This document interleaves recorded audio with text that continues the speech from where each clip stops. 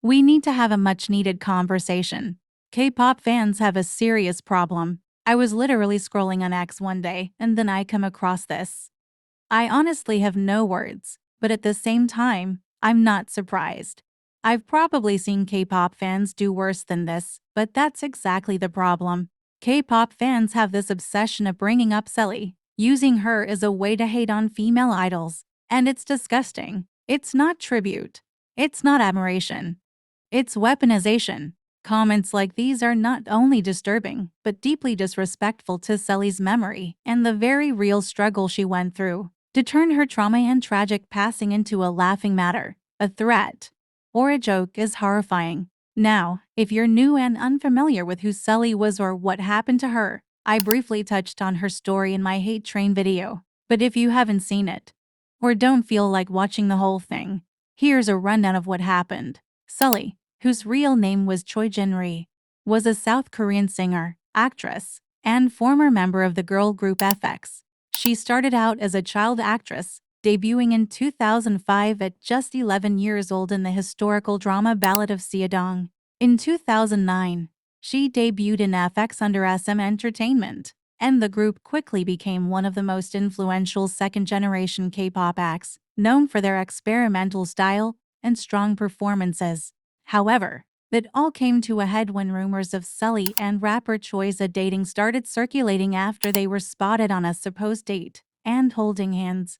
Both SM and Choi's label denied the rumors, and it seemed to die down for a moment. But then, someone found Choi's lost wallet and found that there were pictures of Sulli in it, which resurfaced and amplified the dating rumors. Sulli went on hiatus on July 24, 2014 due to the mental and physical exhaustion from the continuous hate comments and fake rumors of her being pregnant. In August of 2014, Sulli and Choiza were seen together again, and it was confirmed that the two were really dating. This resulted in a lot of backlash towards both artists due to the 14-year age gap.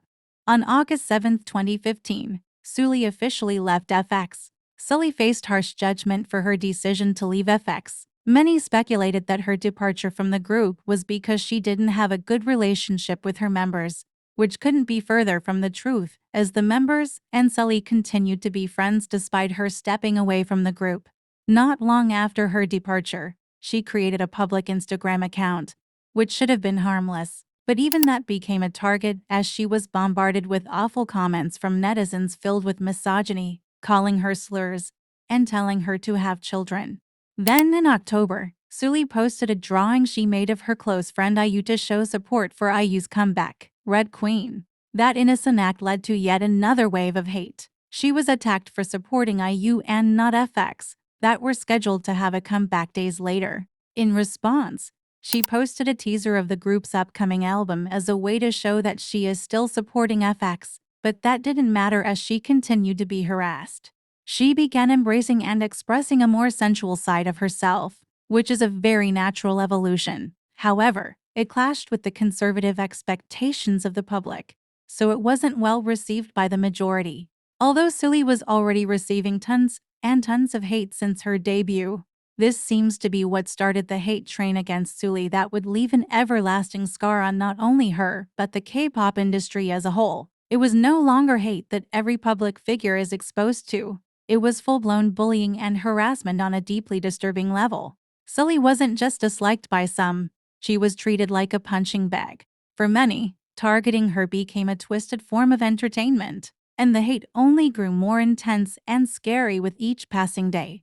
Starting in 2016, Sulli's Instagram became a constant source of controversy. Honestly, if I tried to list every single thing she was attacked for, we'd be here all day. But just know that the hate didn't slow down. It escalated. The more she posted, the more intense the backlash became. If Sulli tried to stand up for herself, the attacks would get even worse. And if someone else dared to defend her, they'd become a target too. It was a lose-lose situation. Sulli was regularly attacked over things as trivial and personal as not wearing a bra, the way she posted her photos and videos, and for participating in photo shoots that some accused of having a Lolita aesthetic.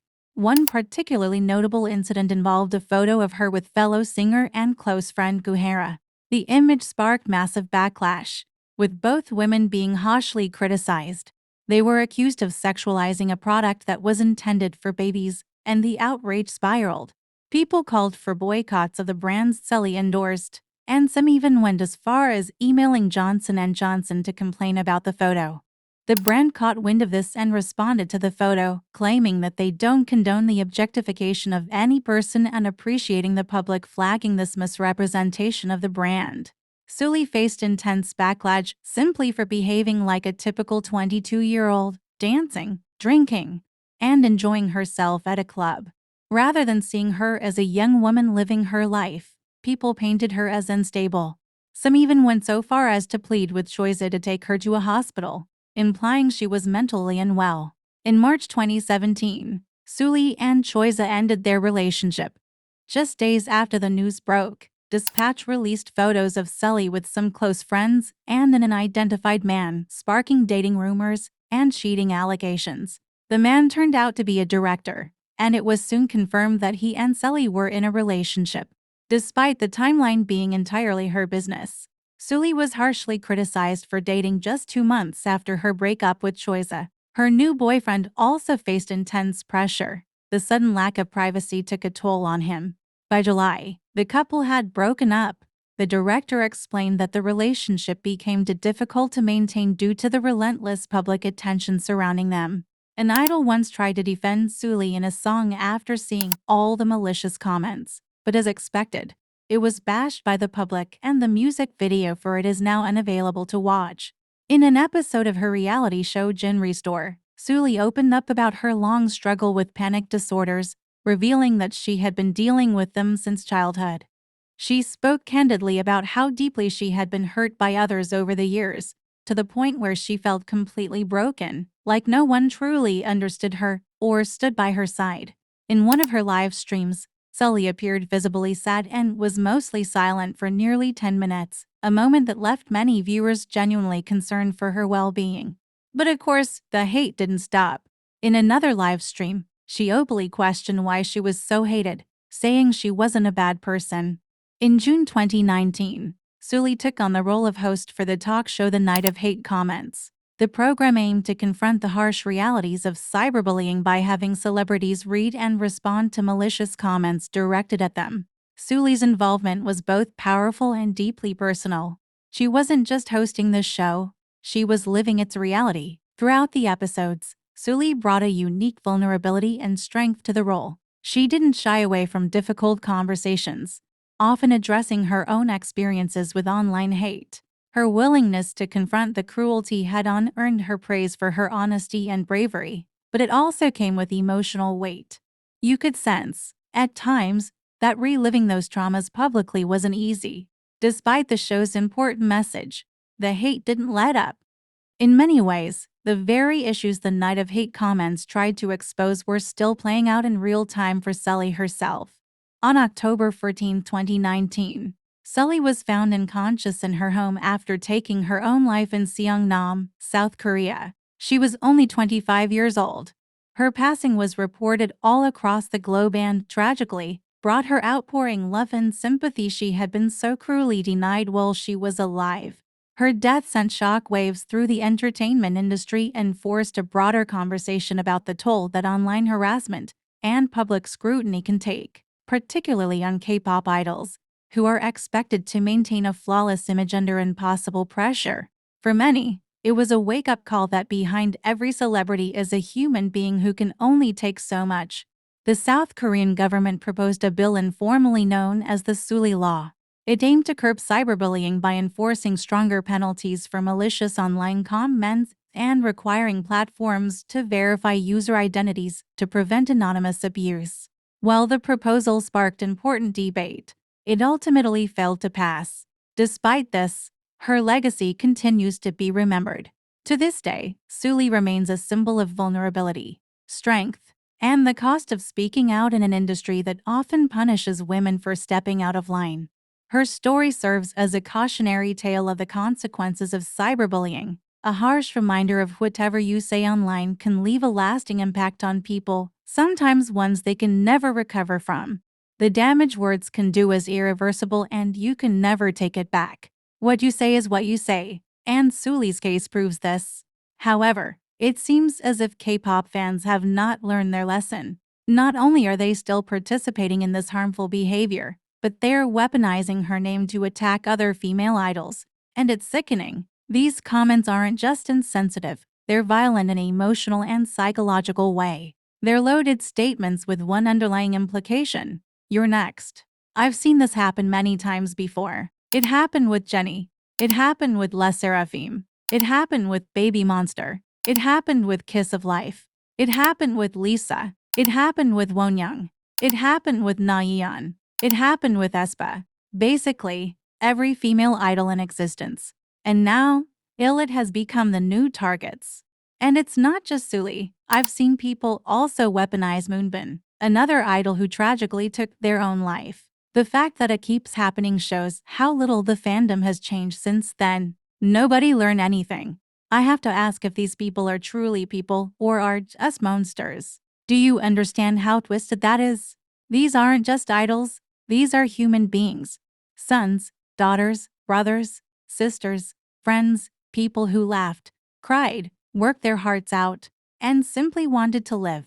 But instead of appreciating them or show ounce of compassion, you use the names of the deceased and turn them into threats, and that's just absurd. It's heartbreaking that even in death, Sulli and other idols who passed away are not allowed to rest because of people like them, using their names to mock, bully, and harass. And the worst part, these people truly believe they're being funny or edgy, when in reality, they're participating in the same cycle of harassment that pushed someone to take her own life. When you make comments like that, you're not just joking, you're contributing to a hostile environment, you're turning trauma into entertainment. If you even remotely cared about the mental health of idols or respected Sulli, you wouldn't use her name like this. You would never use her tragedy as a weapon to harass other idols because Sulli deserved better. And the idol that's standing in the spotlight deserved better too. But then again, maybe you don't care and just lack moral empathy. Now I want to reference a quote that I've seen quite a few times. It's from Mike Tyson. And before I go further, I need to make something clear. I'm fully aware of his past and the serious issues surrounding him.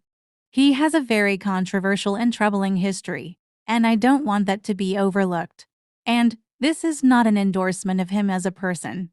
But sometimes a flawed source can still say something that hits uncomfortably to the truth.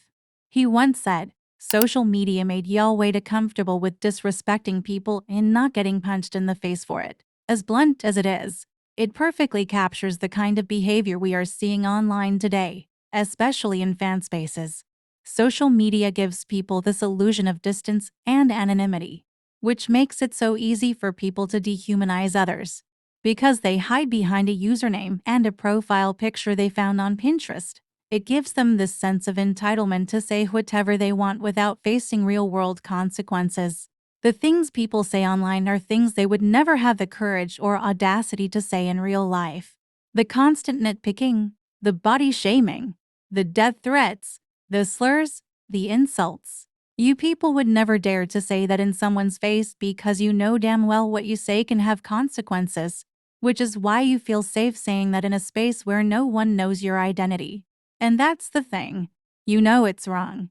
Tearing idols down for existing, for breathing wrong, for looking wrong, for dating, for dancing in a way, for lacking singing skills, for saying something wrong, for making a harmless joke that was taken the wrong way, for acting cringe, isn't critique.